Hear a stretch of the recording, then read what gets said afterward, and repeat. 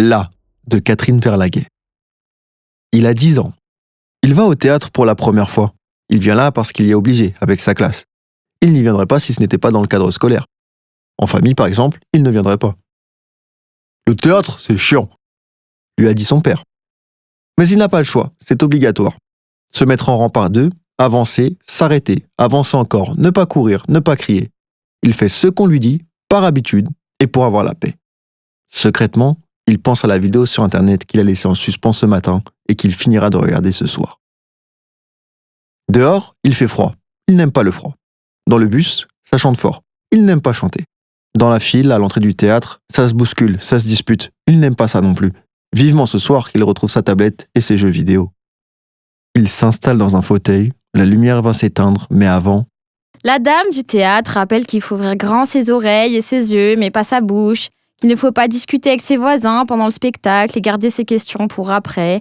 Après, ils pourront parler avec les artistes en bord plateau, dire tout ce qu'ils veulent. Mais il n'écoute plus. Il prévoit de dormir un peu. Le siège est confortable, il fait bon. Enfin, la salle s'éteint. Brouhaha général, crie. Ses camarades aimaient bien faire ça. Le plus de bruit possible dans le noir. Il ne comprend pas pourquoi.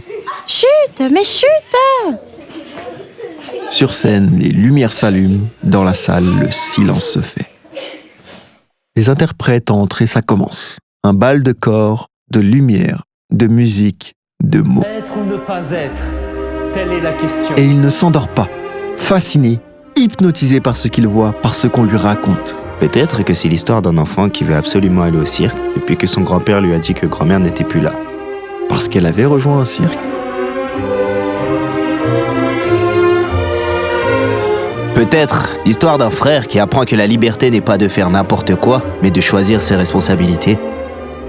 À moins que ce ne soit l'histoire de filles harceleuses qui se retrouvent bien bêtes quand elles réalisent que celles qu'elles harcèlent sont bien plus fortes qu'elles.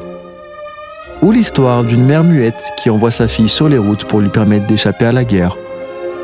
En tout cas, c'est l'histoire d'un enfant qui, en grandissant, devient le héros de sa propre histoire. Qu'importe l'histoire, peut-être même que cette histoire n'est pas faite de mots. Il s'agit de corps dansant ou seulement d'un tableau, d'une image sur un mur blanc, d'un concerto pour piano. Rien ne précise exactement, dans notre histoire, ce à quoi assiste l'enfant. Seulement ce qu'il ressent, intimement, dans son corps de vivant. Parce que ça parle de lui. Là, ça lui parle. Dans son ventre, ça se réchauffe. Et dans sa gorge, c'est doux. Il n'est plus dans son fauteuil, là. Ne sait plus où il est. N'y pense pas, ne pense plus. Le temps est dissolu.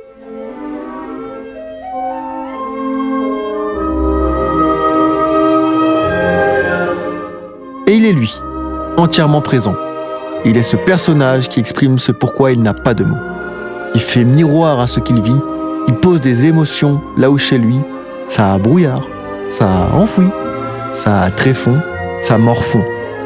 Ça ne demande qu'à s'extirper, mais ne sait pas comment. L'enfant reçoit, là, avec tous les pores de sa peau, quelque chose qui fait écho. Quand, au final, le noir se fait, et que ça applaudit, et que la salle se rallume, et qu'autour de lui, ça ne se bouscule, ne se dispute, ne crie plus. Ça résonne en lui. C'est lui qu'on applaudit, un peu. C'est comme ça qu'il le vit.